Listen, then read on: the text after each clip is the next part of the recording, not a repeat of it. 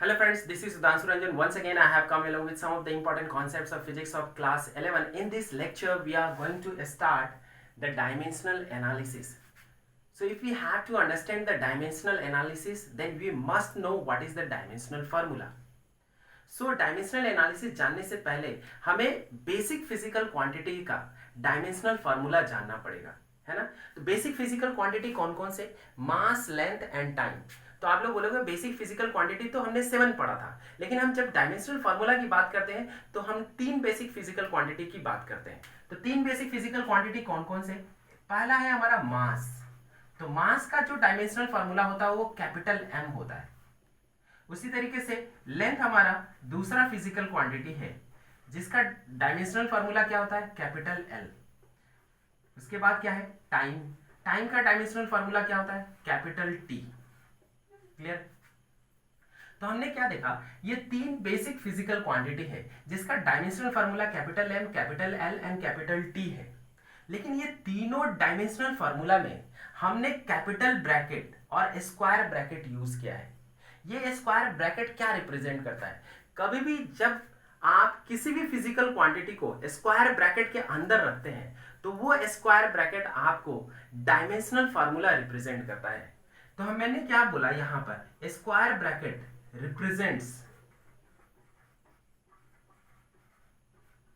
Represents dimensional formula.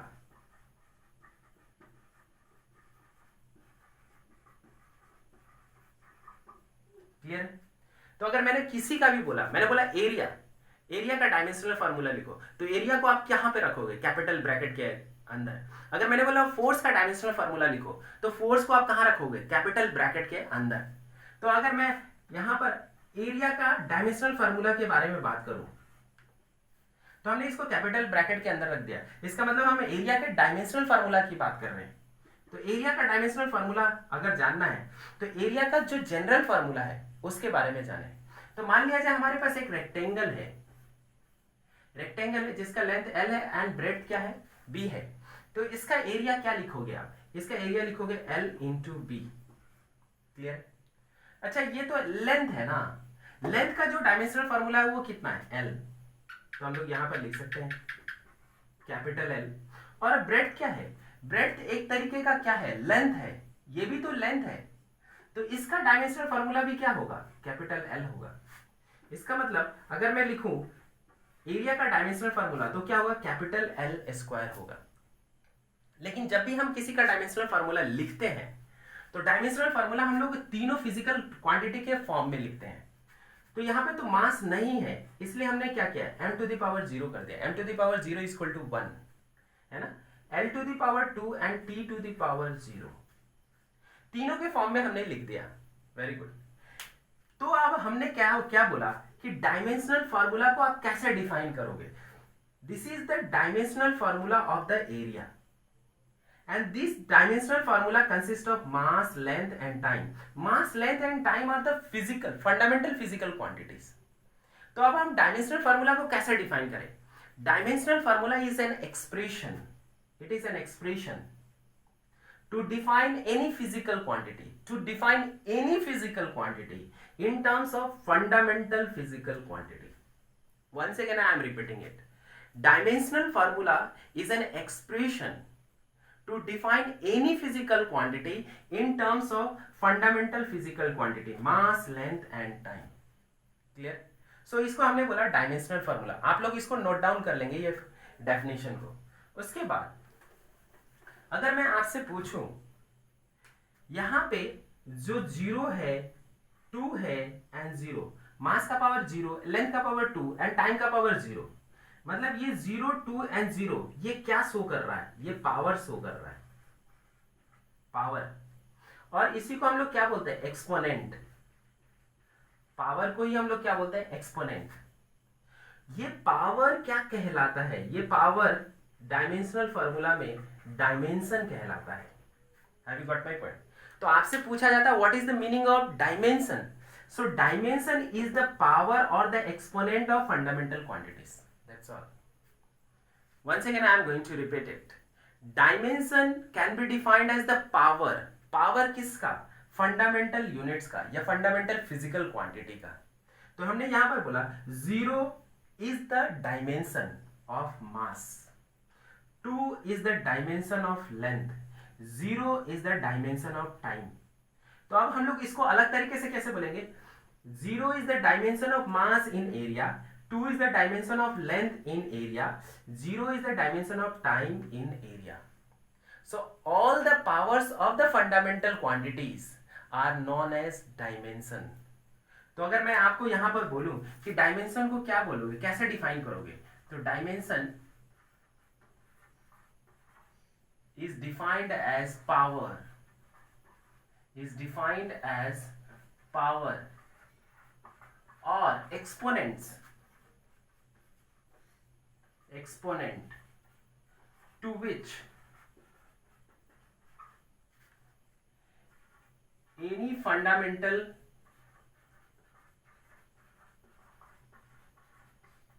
quantities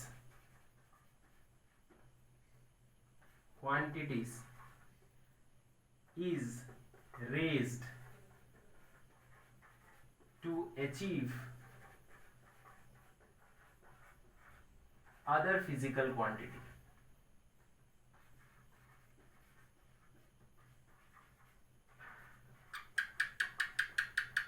तो हमने यहां पर क्या बोला, डायमेंशन इज पावर, जिसमें हमने क्या किया, फंडामेंटल क्वांटिटी का पावर, यहां पर लेंथ का पावर हमने डबल कर दिया, लेंथ का पावर अगर हमने ट्वाइस कर दिया तो वो एरिया का डायमेंशन बन गया, लेंथ का पावर अगर हमने 3 कर दिया होता तो वो वॉल्यूम का डायमेंशन हो जाता है, डायमेंशनल फार्मूला हो जाता है। क्लियर है? तो अब हमने बोला कि what is the dimensional formula of the volume. Volume के दोनों साइड में हमने कैपिटल ब्रैकेट लगा दिया, कैपिटल ब्रैकेट के अंदर रखा, इसका मतलब हमने क्या क्या क्या जानना चाहा, हमने ये जानना चाहा कि इसका डायमेंशनल फार्मूला क्या है। तो वॉल्यूम को हम लोग क्या लिखते हैं, length into breadth into height, और लेंथ तो कैपिटल एल से रिप्रेजेंट करेंगे, ब्रेड्थ को भी किससे, कैपिटल एल से। अच्छा, हाइट भी एक तरीके का लेंथ ही है, तो इसको भी हम लोग कैपिटल एल से रिप्रेजेंट करेंगे। Very good. तो हम इसको क्या लिख सकते हैं, L to the power 3। Very good. लेकिन इसको तो तीनों के फॉर्म में लिखना है, मास के फॉर्म में भी, लेंथ के फॉर्म में और टाइम के फॉर्म में लिखना है। तो mass to the power 0, L to the power 3 and T to the power 0। तो हम लोग ये क्या बोलेंगे, this is the dimensional formula of the volume. Clear? लेकिन अगर मैं बोलूं कि यहां पर 0, 3 एंड 0 क्या है, तो 0, 3, 0 are the dimensions of mass, length and time respectively. For what? For volume. Have you got my point? तो सिंपल सा चीज है, L to the power 3 is the dimension of volume and 3 is the dimension of length in volume. Just remember this one. अब क्या, इसी के base पे हम लोग अलग अलग डायमेंशनल फार्मूला पढ़ते हैं, अलग अलग फिजिकल क्वांटिटी के लिए।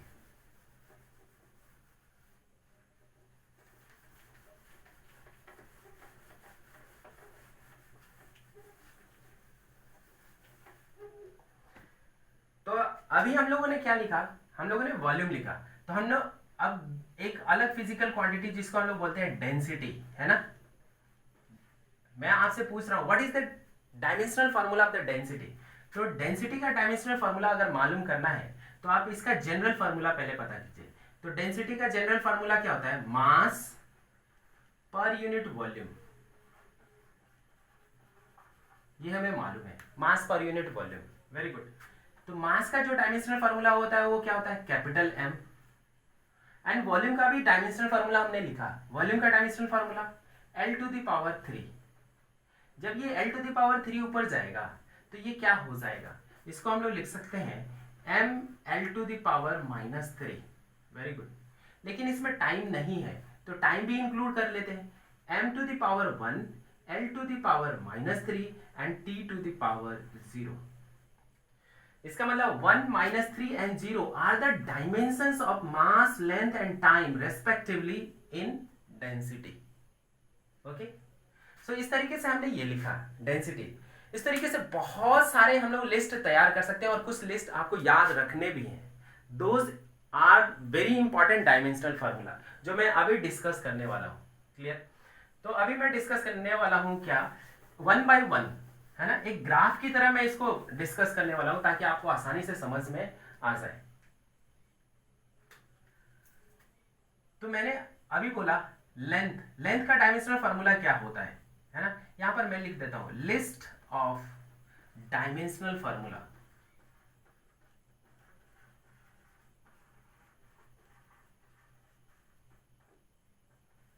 List of dimensional formula. मैंने आपसे पूछा लेंथ, थोड़ा नीचे कर देते हैं। लेंथ का जो डायमेंशनल फार्मूला होता है वो क्या होता है? लेंथ का जो डायमेंशनल फार्मूला होता है कैपिटल एल। Very good. अगर मुझे वेलोसिटी चाहिए, तो वेलोसिटी क्या होता है? डिस्टेंस पर यूनिट टाइम, मतलब लेंथ पर यूनिट टाइम, है ना। इस लेंथ को हम लोग यहां पर क्या लिख सकते हैं? डिस्टेंस भी लिख सकते हैं। अगर डिस्टेंस पर यूनिट टाइम किया तो क्या मिला? स्पीड, है ना। डिस्टेंस को लेंथ भी बोल सकते हैं, है ना। और इसके अलावा अगर मैं बोलूं डिस्प्लेसमेंट को क्या बोलेंगे? डिस्प्लेसमेंट को भी तो लेंथ ही बोलेंगे। Displacement is a kind of length, तो उसका भी डायमेंशनल फार्मूला क्या होगा? Capital L. अगर मैंने बोला इसको, मैंने डिस्प्लेसमेंट को टाइम से अगर डिवाइड कर दिया, किससे डिवाइड किया? टाइम से, मतलब कैपिटल टी से आप डिवाइड कर दिए, तो आपको क्या मिलेगा? आपको मिलेगा velocity. Have you got my point? और वेलोसिटी का जो डायमेंशनल फार्मूला होगा क्या होगा? लेंथ को आपने टाइम से डिवाइड किया, मतलब एल को टी से डिवाइड किया, तो हमने एल को यहां पर टी से डिवाइड किया, एल डिवाइडेड बाय टी, तो हमें क्या मिला? L T minus 1। Clear? Have you got my point? Actual में हम इसको क्या लिखेंगे? m to the power 0, l to the power 1 and t to the power -1। ये वेलोसिटी मिल गया। Very good. अच्छा, जो वेलोसिटी को आप टाइम से डिवाइड करोगे, डिवाइडेड बाय टाइम, क्लियर है? अगर आप टाइम से डिवाइड करोगे तो क्या मिलेगा आपको? Acceleration. Velocity divided by time is what? Acceleration. Very good. तो आपको एक क्वांटिटी मिल गई, कौन सी? एक्सीलरेशन। मतलब आपने वेलोसिटी को डिवाइड किया, मतलब वेलोसिटी का डायमेंशनल फार्मूला क्या है? L T minus 1। और इसको किससे डिवाइड किया? टाइम से डिवाइड किया। जब आप डिवाइड करोगे तो ये t माइनस 1 ऊपर चला जाएगा, तो क्या हो जाएगा? L T minus 2। Have you got my point? This is acceleration. लेकिन मैंने बोला एक्सीलरेशन को अगर मास से मल्टीप्लाई करते हो, किससे? मास से। कैपिटल एम का मतलब क्या है? डायमेंशनल फार्मूला ऑफ द मास। लेकिन अगर एक्सीलरेशन को मास से मल्टीप्लाई करते हो तो क्या मिलता है?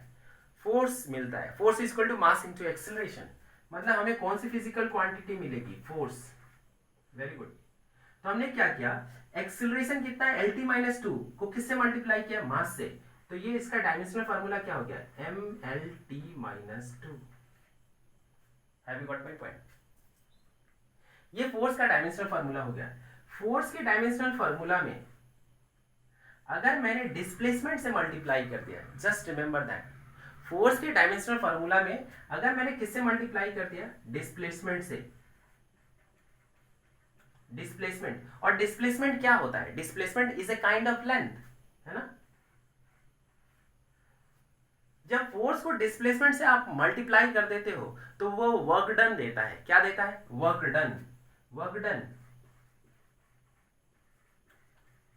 है ना। और वर्क डन को ही हम लोग क्या बोलते हैं? एनर्जी।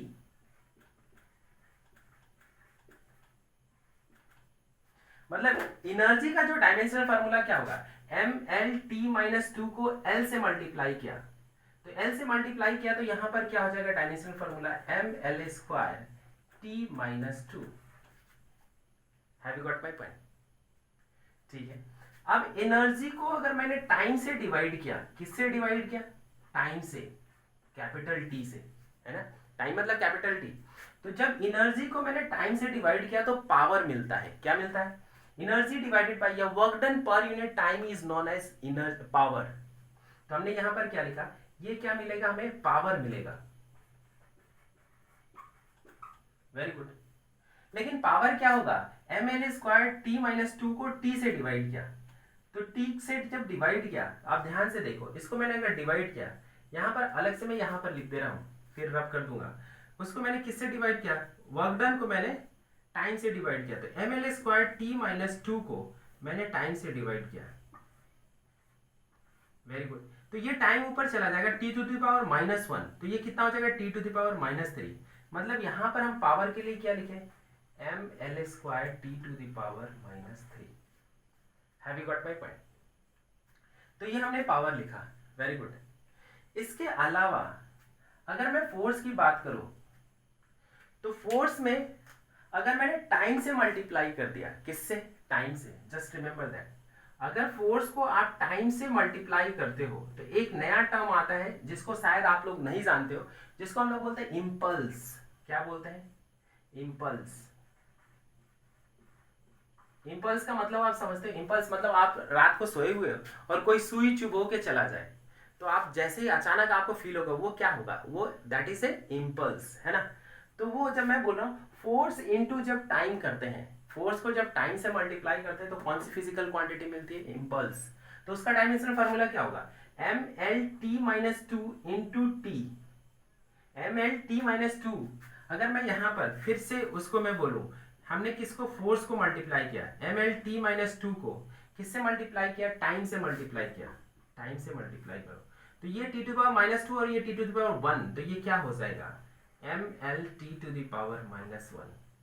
मतलब इंपल्स का जो डायमेंशनल फार्मूला होगा वो क्या होगा, M L T to the power minus one. Have you got my point? अच्छा, इसके अलावा हमें मालूम है वेलोसिटी में अगर मास से मल्टीप्लाई करते हो, किससे मल्टीप्लाई करते हो, अगर इसको मास से मल्टीप्लाई करते हो, वेलोसिटी को मास से मल्टीप्लाई करते हो, तो क्या मिलता है, मोमेंटम, है ना। तो मास से मल्टीप्लाई, वेलोसिटी की वैल्यू की, वेलोसिटी का डायमेंशनल फार्मूला कितना है, एल टी माइनस वन, इसको मास से मल्टीप्लाई किया तो हमें क्या मिला, मोमेंटम। और मोमेंटम क्या लिखेंगे, M L T minus one. Have you got my point? तो हमने यहां पर क्या किया, यहां पर सिंपल सा चीज है कि अगर हमें डायमेंशनल फार्मूला निकालना हो तो उसका जनरल फार्मूला मुझे मालूम होना चाहिए।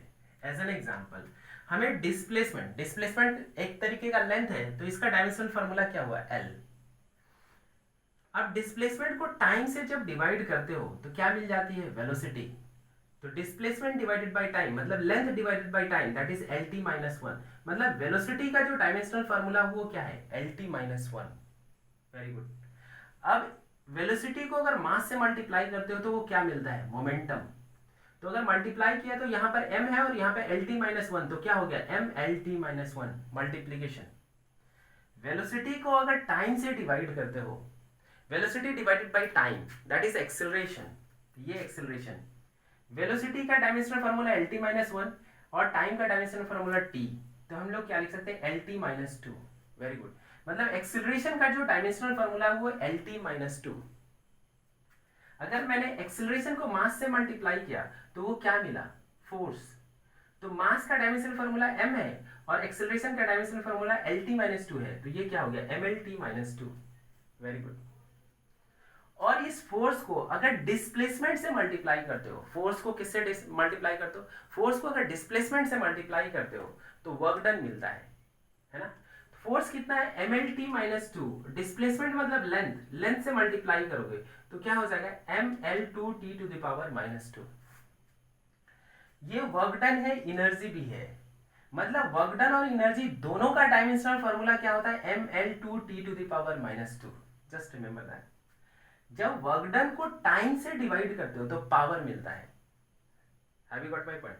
जब वर्क डन को टाइम से डिवाइड करते हो तो क्या मिलता है, पावर। और पावर कितना हो रहा है, टाइम से डिवाइड कर दिया, M L square T minus two को टाइम से डिवाइड कर दिया, तो टाइम ऊपर गया तो T to the power minus three हो गया। मतलब dimensional formula of the power is equal to M L two T to the power -3। अगर आपसे पूछा जाता what are the dimension of the mass length and time in power, तो dimension of mass is 1, length dimension of length is 2 and dimension of time is -3 in case of power. Have you got my point? इसके अलावा ये मैंने एक series तैयार किया है ताकि आप लोगों को अच्छे से समझ में आए और ये याद रह जाए। Very good. इसके अलावा एक है प्रेशर, है ना। तो प्रेशर क्या होता है ये सभी को मालूम है। Pressure is equal to force per unit area. Pressure, है ना। प्रेशर का अगर डायमेंशनल फार्मूला लिखना है तो हमें क्या करना पड़ेगा, फोर्स पर यूनिट एरिया करना पड़ेगा। मतलब फोर्स को किससे डिवाइड करना पड़ेगा, एरिया से। Very good. और फोर्स का डायमेंशनल फार्मूला क्या है, कितना है, mlt to the power -2, mlt to the power -2। Area का डायमेंशनल फार्मूला क्या होता है, l to the power 2। Very good. जब ये l टू द पावर 2 ऊपर जाएगा तो क्या होगा, ml ये ऊपर जाएगा तो l टू द पावर -1 हो जाएगा। l to the power -2 and l कितना, l to the power -1, t to the power -2। मतलब dimensional formula of the pressure is equal to ml -1 t to the power -2। और pressure और stress दोनों का जो formula होता है, डायमेंशनल फार्मूला, वो सेम होता है। प्रेशर को हम लोग स्ट्रेस से भी डिफाइन कर सकते हैं। Have you got my point? तो यहां पर हमने क्या देखा, डिफरेंट फिजिकल क्वांटिटीज के जो डायमेंशनल फार्मूला है हमने कहां से कैलकुलेट किया, बेसिक फंडामेंटल क्वांटिटीज से कैलकुलेट किया। Have you got my point? अगर आपको बेसिक फंडामेंटल क्वांटिटीज का डायमेंशनल फार्मूला मालूम है और किसी भी फिजिकल क्वांटिटी का जनरल फार्मूला मालूम है, so with the help of general formula you can calculate the dimensional formula of any kind of physical quantity. Clear? So ये हमारा डायमेंशनल फार्मूला। डायमेंशनल फार्मूला मतलब मास, लेंथ और time के form में, basic physical quantities के form में आप करोगे। Very good. तो ये कुछ डायमेंशनल फार्मूला थे जो मैंने यहाँ पर डिस्कस किया। तो यहाँ पर मैंने क्या डिस्कस किया, एक और इंपॉर्टेंट पॉइंट कि दो अलग अलग फिजिकल क्वांटिटी के लिए डायमेंशनल फार्मूला सेम हो सकते हैं।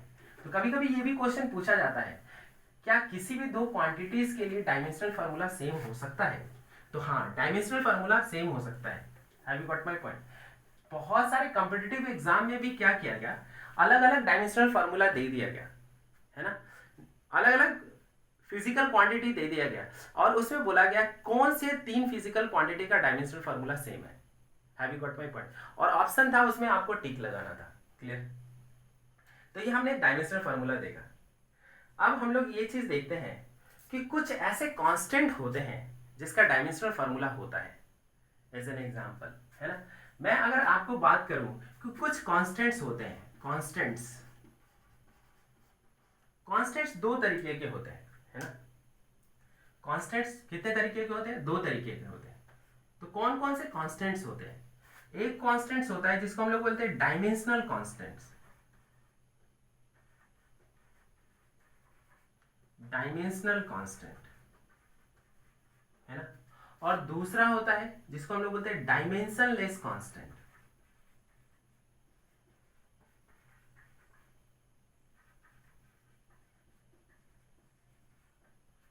क्या होता है, एक होता है डायमेंशनल कांस्टेंट और दूसरा होता है डायमेंशनलेस कांस्टेंट।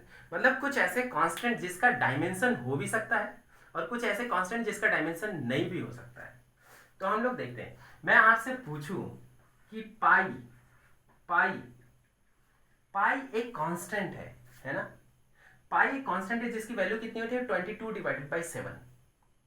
तो ये कांस्टेंट है, इसका कभी भी डायमेंशन नहीं हो सकता है, इसलिए हम लोग पाई को क्या बोलेंगे, डायमेंशनलेस कांस्टेंट। क्लियर? और इसके अलावा कोई भी नंबर उठा लो आप, 1 2 से कोई भी नंबर उठा लो, सभी नंबर का जो डायमेंशन होगा वो क्या होगा, वो किसी भी नंबर का डायमेंशन कभी भी नहीं हो सकता। मतलब 1 2 से कोई भी नंबर आप उठा लो, कोई भी डिजिट उठा लो, उसका डायमेंशन कभी भी नहीं होगा। ये कांस्टेंट है, ये पाई एक कांस्टेंट है, इसका भी डायमेंशन नहीं होगा। Very good. तो इसके बेस पे अगर मैं आपसे पूछूं एरिया ऑफ द सर्कल का डायमेंशन निकालिए।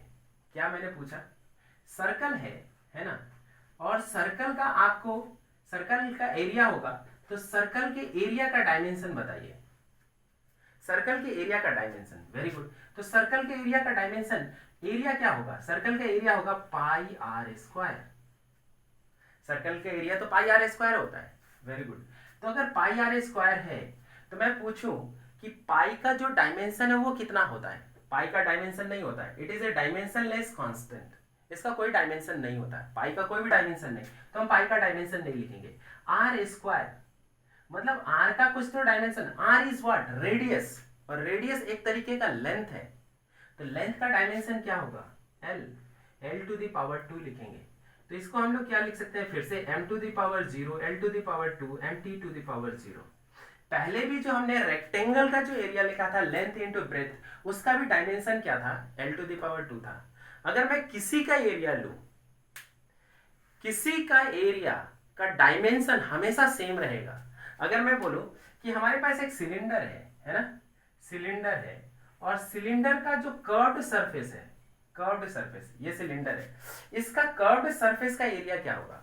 तो कर्व्ड सरफेस का जो एरिया होता है सभी को मालूम है, सिलेंडर के कर्व्ड सरफेस का एरिया होता है 2 pi R into H.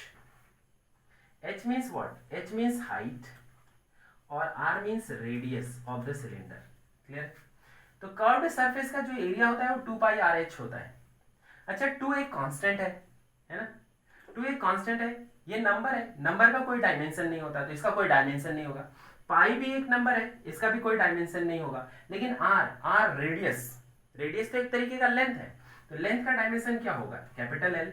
H, H भी एक तरीके का लेंथ है ना, तो इसका भी डायमेंशन क्या होगा, कैपिटल एल। तो क्या हो गया, एल स्क्वायर।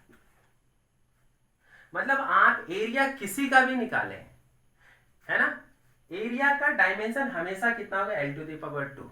अगर मैंने बोला वॉल्यूम ऑफ द स्फीयर निकालो, है ना, क्या निकालो, volume of the sphere, volume of the sphere, sphere की बात कर रहे हैं, किसकी बात कर रहे हैं हम लोग, स्फीयर के वॉल्यूम की बात कर रहे हैं। तो स्फीयर के वॉल्यूम का जो फार्मूला होता है 4/3 पाई आर क्यूब, ये होता है। मैं पूछूं कि 4/3 एक कांस्टेंट है, इसका कोई भी डायमेंशन नहीं होगा, पाई का भी कोई डायमेंशन नहीं होगा।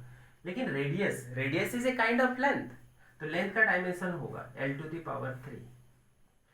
मतलब स्फीयर का वॉल्यूम लो, क्यूब का वॉल्यूम लो, सिलेंडर का वॉल्यूम लो, किसी का भी वॉल्यूम लोगे, वॉल्यूम का जो डायमेंशनल फार्मूला होगा वो l टू द पावर 3 होगा। उससे कोई मतलब नहीं है हम किसका वॉल्यूम ले रहे हैं या किसका एरिया ले रहे हैं। एरिया का dimensional formula l to the power 2, वो किसी का भी एरिया हो सकता है, और वॉल्यूम का dimensional formula l to the power 3, वो किसी का भी वॉल्यूम हो सकता है। Have you got my point. तो यहां पर इस पॉइंट से हमने क्या समझा, इस पॉइंट से हमने ये समझा कि कुछ ऐसे कांस्टेंट्स है जिसका कोई डायमेंशंस नहीं होता, कुछ ऐसे कांस्टेंट जिसका कोई भी डायमेंशन नहीं होता, वेरी गुड। लेकिन कुछ ऐसे कांस्टेंट है जिसका डायमेंशन होता है। अब वो कौन कौन से कांस्टेंट है वो देख लेते हैं, है ना। कौन कौन से कांस्टेंट, एक होता है ग्रेविटेशनल कांस्टेंट जिसको जी से रिप्रेजेंट करते हैं। उसके बाद एक होता है प्लांक्स कांस्टेंट जिसको एच से रिप्रेजेंट करते हैं। उसके बाद होता है एक कूलम्ब कांस्टेंट जिसको के से रिप्रेजेंट करते हैं। उसके बाद होता है यूनिवर्सल गैस कांस्टेंट जिसको हम लोग आर से रिप्रेजेंट करते हैं।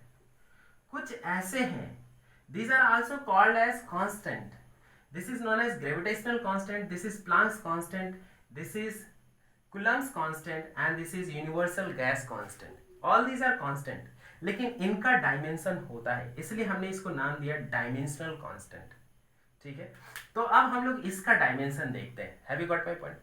कुछ ऐसे कांस्टेंट है जिसके डायमेंशन होते हैं, उसे हम डायमेंशनल कांस्टेंट कहते हैं। कुछ ऐसे कांस्टेंट होते हैं जिसके डायमेंशन नहीं होते, उसे हमें डायमेंशनलेस कांस्टेंट कहते हैं।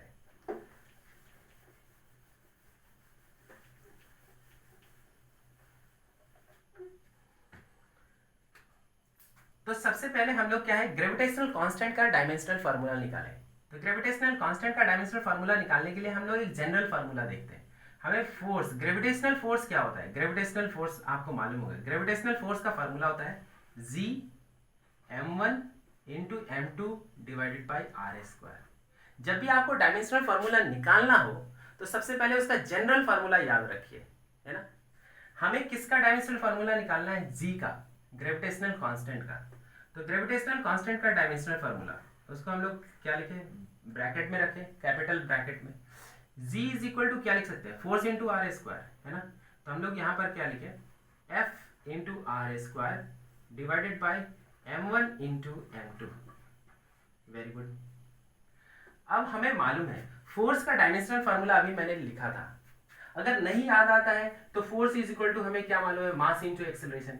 मास का डायमेंशनल फार्मूला m, एक्सेलरेशन का dimensional formula l t to the power -2। तो इसको हम लोग लिख सकते हैं m l t to the power -2। Have you got my point? तो यहां पर फोर्स का डायमेंशनल फार्मूला कितना होगा, m l t to the power -2। ये r क्या है, r is a length, r is a length.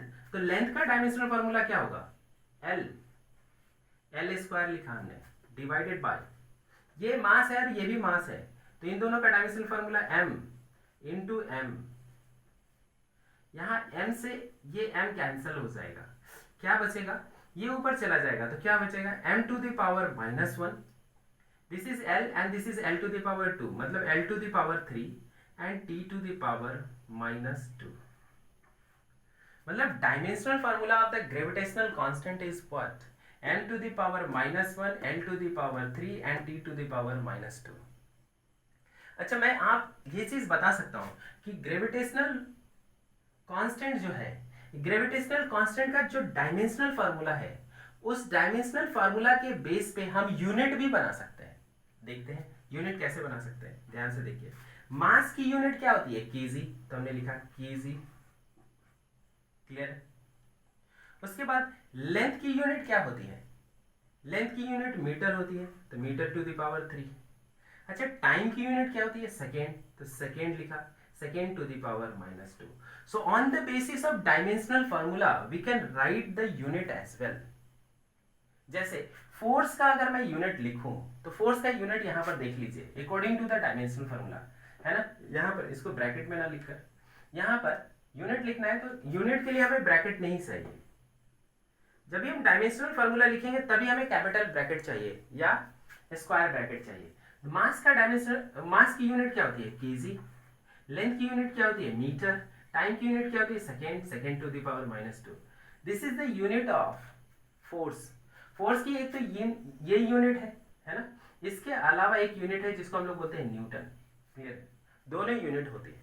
तो on the basis of dimensional formula we can find out the unit of any physical quantity as well. तो ये gravitational constant है, very good. इसके अलावा हमने अभी थोड़ी देर पहले बोला प्लांक्स कांस्टेंट, है ना। प्लांक्स कांस्टेंट का डायमेंशनल फार्मूला, ये हमारा एक ग्रेविटेशनल कांस्टेंट का डायमेंशनल फार्मूला, क्लियर। तो प्लांक्स कांस्टेंट, प्लांक्स कांस्टेंट जिसको हम लोगों ने क्या बोला, प्लांक्स कांस्टेंट को हम लोगों ने h से रिप्रेजेंट किया, क्लियर। तो हमारे पास एनर्जी का एक फार्मूला है, energy is equal to h into nu. ये न्यू क्या है, फ्रीक्वेंसी है, मतलब Planck's constant into frequency. Have you got my point? इसका मतलब अगर हमें प्लांक्स कांस्टेंट का डायमेंशनल फार्मूला चाहिए, प्लांक्स कांस्टेंट का डायमेंशनल फार्मूला चाहिए, इसका मतलब क्या है, Planck's constant can be written as energy per frequency, energy per unit frequency. Very good. तो अगर प्लांक्स कांस्टेंट का अगर डायमेंशनल फार्मूला पता करना है, मतलब एनर्जी का डायमेंशनल फार्मूला मालूम होना चाहिए, क्लियर है। तो एनर्जी का डायमेंशनल फार्मूला क्या होता है, अभी थोड़ी देर पहले लिखा था मैंने एनर्जी का डायमेंशनल फार्मूला। अगर ना याद आए तो एनर्जी को हम लोग क्या लिखते हैं, energy is equal to force into displacement. Force भी ना याद आए तो फोर्स को लिखते हैं मास इनटू एक्सीलरेशन। अगर एक्सीलरेशन का भी याद ना आए तो एक्सीलरेशन को हम लोग क्या लिखते हैं, velocity divided by time, clear. और वेलोसिटी भी याद ना आए तो हम लोग क्या लिखते हैं, वेलोसिटी को length divided, displacement divided by time, मतलब लेंथ डिवाइडेड बाय टाइम, है ना। तो हम लोग यहाँ पर क्या लिख सकते हैं, displacement divided by time, displacement divided by time मतलब t square into d. Very good. अब ये वैल्यू इसमें पुट करें, मास क्या है, मास का डायमेंशनल फॉर्मूला m, d एक डिस्प्लेसमेंट है मतलब लेंथ है, मतलब ये l और ये भी l, तो क्या हो गया l स्क्वायर, ये t है तो क्या होगा t टू द पावर -2। मतलब अगर हमें एनर्जी का डायमेंशनल फार्मूला मालूम करना है तो हमें जनरल फार्मूला याद होना चाहिए। एनर्जी का general formula force into displacement, force का general formula mass into acceleration, acceleration का general formula velocity divided by time, और वेलोसिटी का general formula displacement divided by time, तो d divided by t square हो गया, t is already there, into d। अब सबकी value हम लोग रख देंगे, सबका डायमेंशन, m का dimensional formula capital M, d का dimensional formula d is the length capital L, d is the length capital L, L square, t is the time capital T, t to the power -2। मतलब this is the dimensional formula of energy। Very good. तो हम लोग यहाँ पर energy का dimensional formula put करते हैं। Energy का डायमेंशनल फार्मूला कितना हो गया है, ml to the power 2t to the power -2। Clear है? उसके अलावा फ्रीक्वेंसी, अच्छा फ्रीक्वेंसी का अगर डायमेंशनल फार्मूला अगर पता करना हो तो सबसे पहले हमें टाइम पीरियड का डायमेंशनल फार्मूला पता करना पड़ेगा। किसका? Time period. अच्छा टाइम पीरियड क्या है? टाइम पीरियड इज टाइम, है ना। जब आप लोग पेंडुलम के ऑसिलेशन की जब बात करते हो तो उसमें एक कंप्लीट ऑसिलेशन में जितना टाइम लगता है उसे हम टाइम पीरियड कहते हैं, है ना। लेकिन वो तो टाइम ही है ना, तो टाइम पीरियड को हम टाइम कहते हैं। तो टाइम पीरियड का जो डायमेंशनल फार्मूला वो क्या है, कैपिटल टी। टाइम पीरियड का dimensional formula capital T. Very good. तो मैंने बोला फ्रीक्वेंसी का डायमेंशनल फार्मूला क्या होगा, फ्रीक्वेंसी, फ्रीक्वेंसी को हम लोग बोलते हैं 1 divided by time period. Frequency is defined as, इसका जो फार्मूला होता है जनरल फार्मूला, जनरल फार्मूला क्या होता है 1 divided by time period. Just remember that, frequency का जनरल फार्मूला हमारा क्या है 1 डिवाइडेड बाय टाइम पीरियड। सो और टाइम पीरियड का जो डायमेंशनल फार्मूला है वो कितना है, कैपिटल टी। तो हम इसको क्या लिख सकते हैं, T to the power -1। Have you got my point? मतलब फ्रीक्वेंसी का डायमेंशनल फार्मूला क्या होगा, टी टू द पावर -1। तो हम यहां पर पुट कर दें टी टू द पावर -1। जब ये टी टू द पावर -1 ऊपर ले जाओगे तो टी टू द पावर +1 हो जाएगा। तो यहाँ पर +1, तो ये टी टू द पावर -2 +1 क्या हो जाएगा, T to the power -1। So ml2 t to the power -1। Have you got my point? So Planck's constant का डायमेंशनल फार्मूला हमने क्या लिखा, Planck's constant का dimensional formula ml to the power 2 t to the power -1। Very good. Time period का dimensional formula capital T, frequency का dimensional formula t to the power -1। Just remember this one. उसके अलावा कौन सा constant था, उसके अलावा मैंने एक बोला था Coulomb's constant. Very good, Coulomb's constant, है ना। तो कूलम्ब्स कांस्टेंट के लिए भी फिर हमें उसका जनरल फार्मूला मालूम होना चाहिए। तो हमारे पास जो इलेक्ट्रोस्टैटिक फोर्स होता है ये आप लोग नहीं जानते होंगे, लेकिन बस मैं यहाँ पर समझा दे रहा हूँ। एक इलेक्ट्रोस्टैटिक फोर्स होता है और इलेक्ट्रोस्टैटिक फोर्स का जो फार्मूला होता है K into Q1 into Q2 divided by R² होता है। जस्ट रिमेंबर दैट, ये फार्मूला होता है। ये किसका है, इलेक्ट्रोस्टैटिक फोर्स का। इलेक्ट्रोस्टैटिक फोर्स का जो formula K into Q1 into Q2 divided, gravitational force का क्या था, G into M1 into M2 divided by R²। उसी तरीके से इलेक्ट्रोस्टैटिक फोर्स का फार्मूला है और इसी को हम लोग क्या बोलते हैं, कूलम्ब्स कांस्टेंट। और ये भी एक कांस्टेंट है। अगर मुझे इसका डायमेंशनल फार्मूला चाहिए तो इसका डायमेंशनल फार्मूला क्या लिखे, यहाँ पर क्या लिखे, F² divided by Q1 into Q2। Have you got my point? तो इसमें क्या क्या चाहिए, चार्ज का भी डायमेंशनल फार्मूला चाहिए हमें, है ना। चार्ज का डायमेंशनल फार्मूला चाहिए, फोर्स का डायमेंशनल फार्मूला चाहिए और रेडियस का डायमेंशनल, फोर्स और रेडियस का डायमेंशनल फार्मूला हमें मालूम है, तो हमें चार्ज का डायमेंशनल फार्मूला चाहिए, है ना। तो चार्ज का डायमेंशनल फार्मूला क्या होता है, चार्ज के डायमेंशनल फार्मूला को पता करने के लिए हमें करंट का इक्वेशन मालूम होना चाहिए। करंट आई को हम लोग क्या लिखते हैं, current is equal to charge per unit time, charge per unit time. Just remember that, current को हम लोग क्या लिखते हैं, current is equal to rate of flow of charge, मतलब current is equal to charge per unit time. Very good. तो हम लोग चार्ज को क्या लिख सकते हैं, Q को करंट इनटू टाइम लिख सकते हैं। और करंट का डायमेंशनल फार्मूला होता है, जो फिजिकल क्वांटिटी थे मास, लेंथ एंड टाइम, उनका तो हमने डायमेंशनल फार्मूला पढ़ लिया, लेकिन करंट का भी एक डायमेंशनल फार्मूला होता है। और डायमेंशनल फार्मूला क्या होता है? Capital A. इसकी यूनिट हमने एम्पियर पढ़ा था, है ना, उसको शॉर्ट में ए भी लिखते हैं, कैपिटल ए। इसका डायमेंशनल फार्मूला भी क्या होता है? Capital A. और ये टाइम का डायमेंशनल फार्मूला कैपिटल टी। मतलब अगर मैं आपसे पूछूं चार्ज का डायमेंशनल फार्मूला क्या होता है, तो आप बोलोगे ए टी, है ना। चार्ज का dimensional formula A T. Very good. तो अब हमें क्या है, कूलम्ब्स कांस्टेंट का डायमेंशनल फार्मूला पता करना है। तो फोर्स का डायमेंशनल फार्मूला क्या होता है? हमने प्रूव किया था mlt-2। r क्या है यहाँ पे? r लेंथ है, तो l टू द पावर 2। यहाँ पर चार्ज q1, मतलब ये चार्ज है, तो ये चार्ज का डायमेंशनल फार्मूला at। ये भी चार्ज है, इसका भी dimensional formula at। Very good. अब ध्यान से देखिए, a टू द पावर 2 हो गया, t टू द पावर 2 हो गया। ये ऊपर जब जाएंगे तो m l t to the power -2। अच्छा, l यहाँ पर l है और यहाँ पर l स्क्वायर, तो यहाँ क्या होगा? l to the power 3। Clear?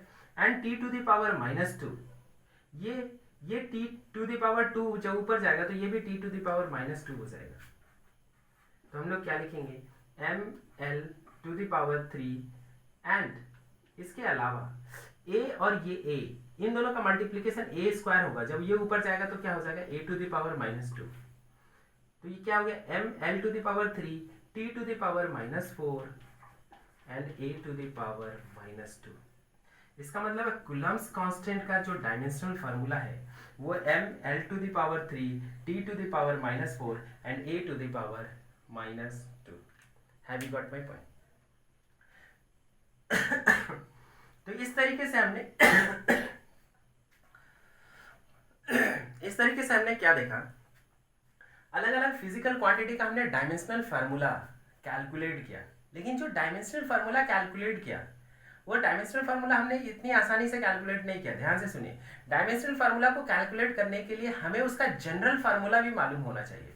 जैसे हमें कूलम्ब्स कांस्टेंट का डायमेंशनल फार्मूला अगर पता करना है तो कूलम्ब्स कांस्टेंट का जनरल फार्मूला मालूम होना चाहिए।